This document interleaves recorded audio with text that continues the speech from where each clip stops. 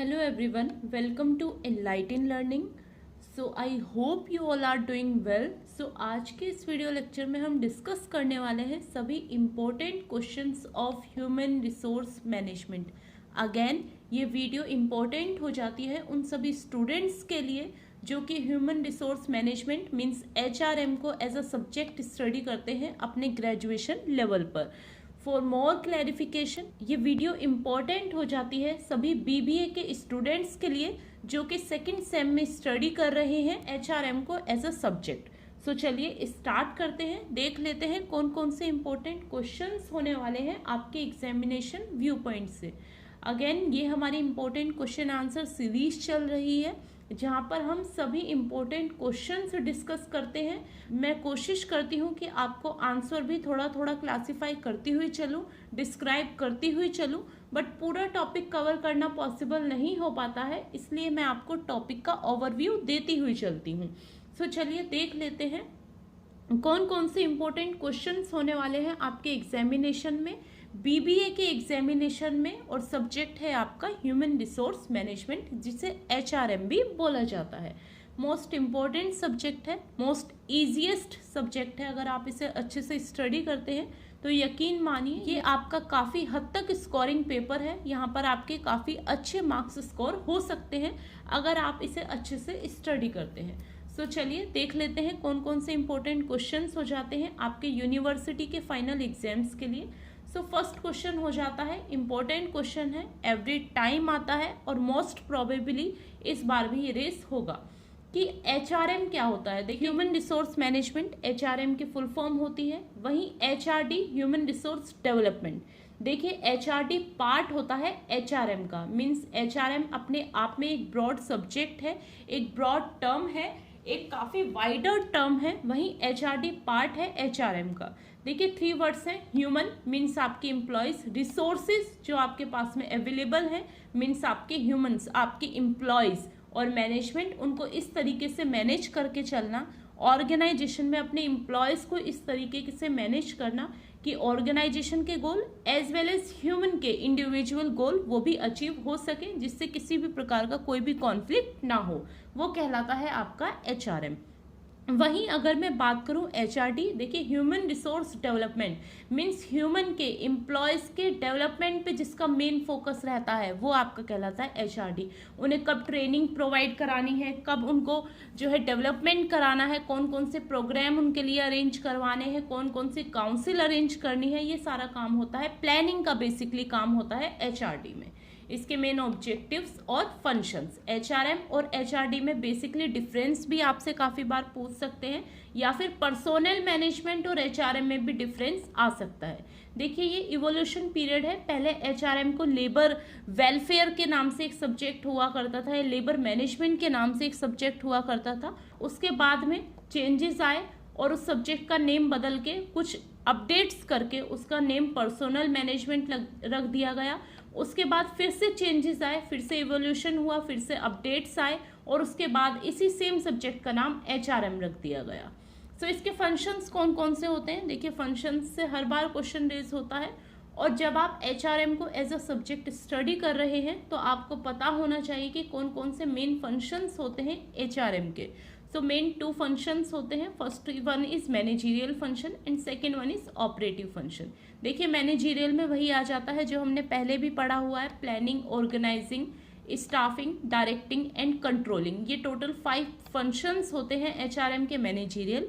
वहीं operative functions mean जहाँ पे ऑपरेशन चल रहा है, मीन्स सर्विसेज प्रोवाइड करी जाती हैं, वो फंक्शंस आपके कहलाते हैं ऑपरेटिव फंक्शंस, जिसमें इंक्लूड हो जाता है procurement, development, compensation and maintenance. देखिए प्रोक्यूरमेंट का मीन्स होता है रिटेन करके रखना, हायर करना, वो आपका आ जाता है सारा प्रोक्यूरमेंट में।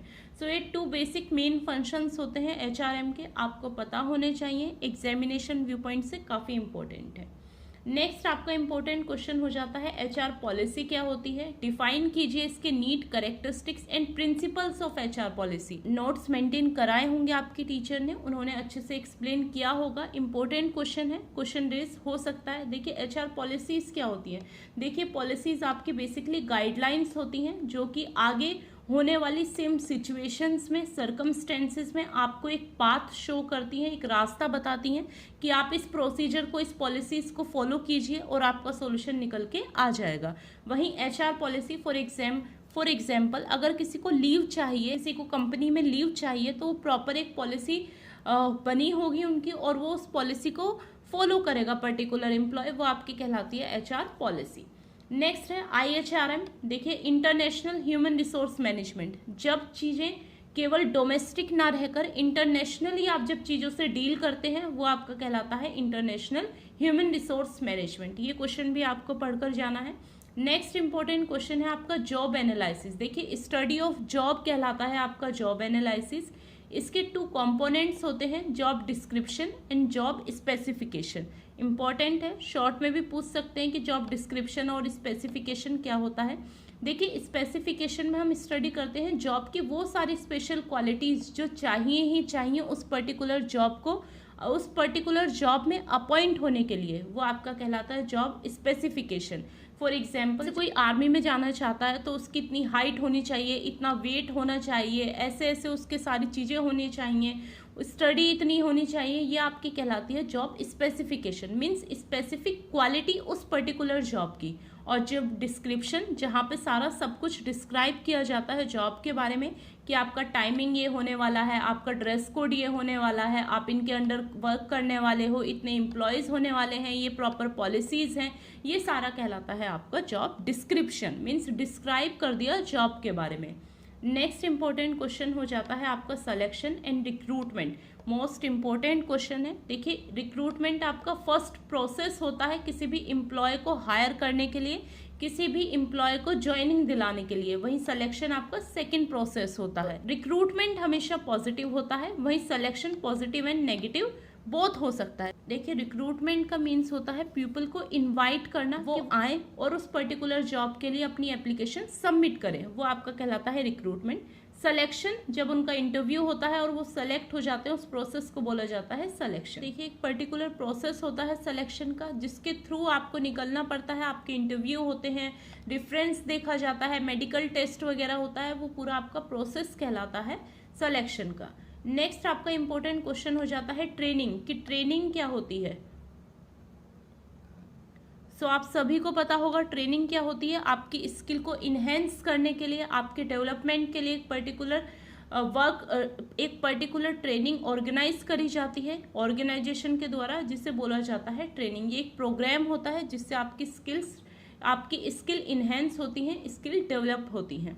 इसके ऑब्जेक्टिव एंड टाइप्स। देखिए, types of training most important है। 2 टाइप्स की होती है, on the job training end of the job training. On the job training में वो सभी मेथड्स आ जाते हैं ट्रेनिंग के, जो कि जॉब पर रहते हुए, मीन्स 9 to 5 के टाइम के बीच में आपकी ट्रेनिंग होती है, वो आपकी कहलाती है on the job. For example, coaching दे रहे हैं, आपके जॉब का टाइम है 9 to 5, उसी के अंडर आपको सिखा रहे हैं।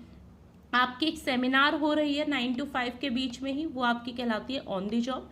वहीं ऑफ दी जॉब में आ जाते हैं केस स्टडी वगैरह, आपको घर से कुछ सॉल्व करने के लिए दे दिया, या फिर आपको बाद में आपकी जॉब की क्लासेस कोई अरेंज करवा दी, कोई प्रोग्राम अरेंज करवा दिया, वो आपका कहलाता है of the job training.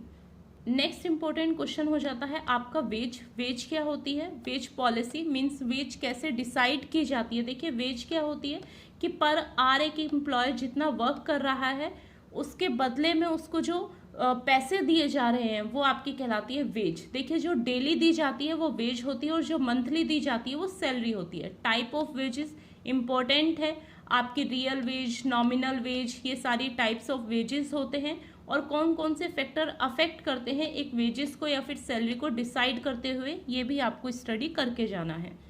Next system भी आपको पढ़ने हैं। देखिए, पीस वेज सिस्टम होता है आपका, या फिर आपने जितने वर्किंग आवर आपने वर्क किया है वो वेज सिस्टम होता है, ये भी आपको अच्छे से क्लियर करके जाना है। नेक्स्ट इंपॉर्टेंट क्वेश्चन हो जाता है आपका इंडस्ट्रियल रिलेशन। देखिए, इंडस्ट्रियल रिलेशन क्या होता है? एक एम्प्लॉयर का अपने एम्प्लॉयज़ के साथ में, एक मैनेजर का अपने एम्प्लॉयज़ के साथ में, या फिर टॉप लेवल ऑफ मैनेजमेंट का अपने एम्प्लॉयज़ के साथ में अच्छा रिलेशन होना, या फिर एक इंडस्ट्री का दूसरी इंडस्ट्री के सामने अच्छा रिलेशन होना, अच्छा रिलेशन मेंटेन रखना, उसे बोला जाता है इंडस्ट्रियल रिलेशन। क्यों बना कर रखते हैं, क्या क्या ऑब्जेक्टिव्स हैं और कौन कौन से मेजर्स हैं जिसके थ्रू आप अपना इंडस्ट्रियल रिलेशन इम्प्रूव कर सकते हैं, ये आपका क्वेश्चन हो जाता है। सो आपको ये भी स्टडी करना है अच्छे से। जो जो मैं क्वेश्चन आपको बता रही हूँ वो सारे क्वेश्चन आपको अच्छे से क्लियर करके जाने हैं। नेक्स्ट देख लेते हैं। सो नेक्स्ट आपका इंपॉर्टेंट क्वेश्चन हो जाता है ग्रीवेंसेस क्या होते हैं। देखिए, जो भी डिस्प्यूट्स होते हैं, जो भी डिससेटिस्फेक्शन होता है एम्प्लॉयज़ के मन में मैनेजमेंट के लिए या फिर अपने एम्प्लॉयर के लिए, उसे बोला जाता है ग्रीवेंसेस। अब ग्रीवेंसेस को कैसे कैसे हैंडल किया जा सकता है, इसका एक पर्टिकुलर प्रोसेस है, वो आपको अच्छे से स्टडी करके जाना है।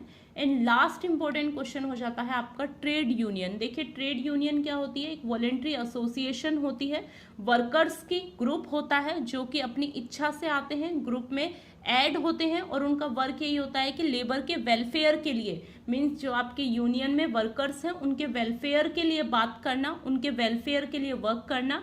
ट्रेड यूनियन रिप्रेजेंट करती है उन सभी वर्कर्स को जिनकी वो यूनियन बनी है, वो आपकी कहलाती है ट्रेड यूनियन। एक वॉलेंट्री एसोसिएशन होती है ट्रेड यूनियन। इसके ऑब्जेक्टिव्स क्या होते हैं? ऑब्जेक्टिव वही है कि एम्प्लॉय के वेलफेयर को प्रमोट करना, जो भी उन्हें प्रॉब्लम है उसके लिए अपनी बात रखना, कलेक्टिव बार्गेनिंग करना, एक साथ में सारे वर्क को कंप्लीट करवाना, ये इसका मेन ऑब्जेक्टिव होता है। टाइप्स इंपॉर्टेंट हो जाते हैं ट्रेड यूनियन के, आपको पता होने चाहिए, जिसमें आपकी क्राफ्ट यूनियन आ जाती है, बिजनेस यूनियन आ जाती है, इंडस्ट्रियल यूनियन आ जाती है। ये सभी टाइप्स होते हैं ट्रेड यूनियन के, जो कि आपको अच्छे से क्लियर करके जाने हैं। ये क्वेश्चन आपको स्किप नहीं करना है, ट्रेड यूनियन से हर बार क्वेश्चन पूछते ही हैं। नेक्स्ट कुछ शॉर्ट क्वेश्चंस देख लेते हैं, शॉर्ट नोट्स देख लेते हैं जो कि आपको पता होने चाहिए। फ्रिंज बेनिफिट इंपॉर्टेंट है। देखिए, सैलरी से अलग जो भी बेनिफिट्स दिए जाते हैं उसे बोला जाता है fringe benefits. For example, medical की सुविधा दे दी एम्प्लॉयज़ को, वो आपके फ्रिंज बेनिफिट्स हैं। कैब आए जाए, आपको लेके आए, आपको ड्रॉप करे और आपको ऑफिस तक पहुंचाए, वो आपके कहलाते हैं फ्रिंज बेनिफिट्स। मींस फाइनेंशियल भी हो सकते हैं, ये नॉन फाइनेंशियल भी हो सकते हैं।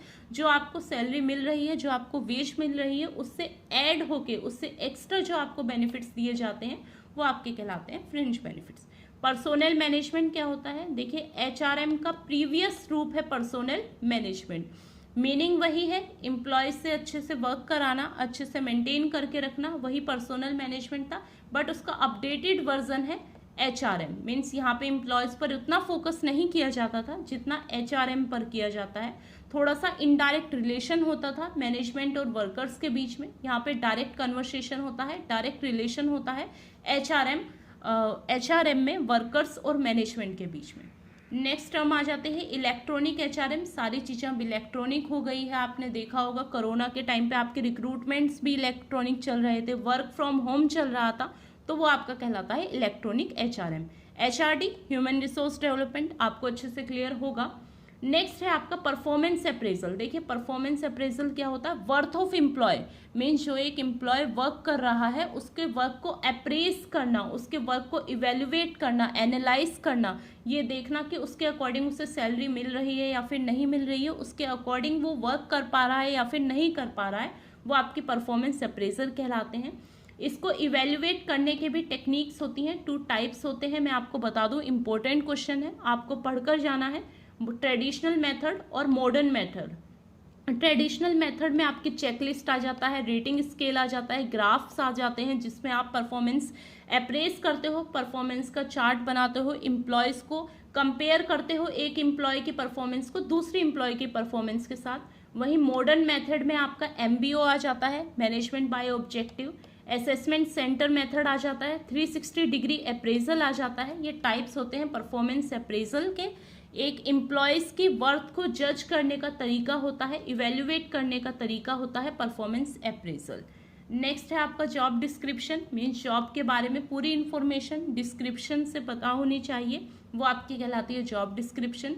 जॉब स्पेसिफिकेशन, उस पर्टिकुलर जॉब की स्पेशलिटी, क्वालिटीज़ जो कि एक एम्प्लॉय में होनी चाहिए उस पर्टिकुलर जॉब के लिए अप्लाई करने से पहले, वो आपकी कहलाती है job specification. Career planning, career planning क्या होती है कि आपको कैसी ट्रेनिंग प्रोवाइड करानी है, आपको किस चीज़ में आपकी स्किल इन्हेंस करनी है, आपको आगे क्या गोल अचीव करने हैं, वो आपकी कहलाती है करियर प्लानिंग। जॉब इवैल्यूएशन, देखिए जैसे परफॉर्मेंस अप्रेजल होती है वहाँ पर हम वर्थ ऑफ एम्प्लॉय चेक करते हैं, वहीं जॉब इवैल्यूएशन में हम वर्थ ऑफ जॉब निकालते हैं। मीन्स एक जॉब जो है, जो परफॉर्म कर रहे हैं उसकी उतनी सैलरी मिल रही है या फिर नहीं मिल रही है, क्या वो जॉब दूसरी जॉब के कंपैरिजन में अच्छी है, वर्थफुल है या फिर नहीं है, वो आपका कहलाता है जॉब इवैल्यूएशन। रिक्रूटमेंट आपको पता ही होगा एक पॉजिटिव प्रोसेस है। मीन्स लोगों को, पीपल्स को अपॉइंट करवाने के लिए, एप्लीकेशन देने के लिए इनवाइट करना, वो आपका कहलाता है रिक्रूटमेंट। फिर उसके बाद सेकंड प्रोसेस होता है सिलेक्शन का, जहां पर आप हायरिंग करते हैं। Next IHRM, international human resource management, domestic human resource management. Promotion, promotion क्या होता है आपको पता ही होगा। एंड ट्रांसफर, देखिए प्रमोशन होता है एक पर्सन का पोस्ट पर, मीन्स वो हॉरिजॉन्टल भी आगे बढ़ सकता है, वर्टिकल भी हो सकता है और डायगोनल भी हो सकता है, ये टाइप ऑफ प्रमोशन होते हैं। वहीं ट्रांसफर एक एम्प्लॉय का एक प्लेस से दूसरी प्लेस पर, वो कहलाता है आपका ट्रांसफर। जो भी मैंने आपको इम्पोर्टेंट क्वेश्चन बताए हैं HRM के, इन सभी क्वेश्चंस में से आपको एक भी सिंगल क्वेश्चन स्किप नहीं करना है। यकीन मानिए आपका 90% क्वेश्चन पेपर इन्हीं क्वेश्चंस में से आने वाला है जो मैंने आपको बताया है। देखिए काफ़ी स्टूडेंट पूछते हैं कि मैम क्या ये इस पर्टिकुलर यूनिवर्सिटी के लिए है या फिर क्या ये इस यूनिवर्सिटी के लिए है। देखिए ये जो मैं वीडियो प्रोवाइड कर रही हूँ CCSU यूनिवर्सिटी के सिलेबस के अकॉर्डिंग है। आप अपना सिलेबस मैच कर लीजिएगा। अगर आपका HRM का सिलेबस CCSU के सिलेबस से मैच होता है, चाहे वो कोई सी भी यूनिवर्सिटी हो, उन सभी अगर वो मैच होता है तो आपको ओनली यही क्वेश्चन कर कर जाने हैं जो मैंने आपको बताए हैं। इनसे अलग आपको कुछ भी स्टडी करने की नीड नहीं है। ये मेरी श्योरिटी है कि आपका पूरा क्वेश्चन पेपर इन्हीं क्वेश्चंस में से आएगा। आई होप आपके लिए वीडियो बेनिफिशियल रही होगी। अच्छे से स्टडी कीजिए, मन लगाकर पढ़िए। आपके एग्जाम्स स्टार्ट हो चुके हैं।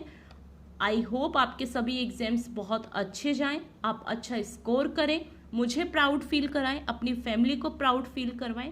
Thank you for watching this video guys.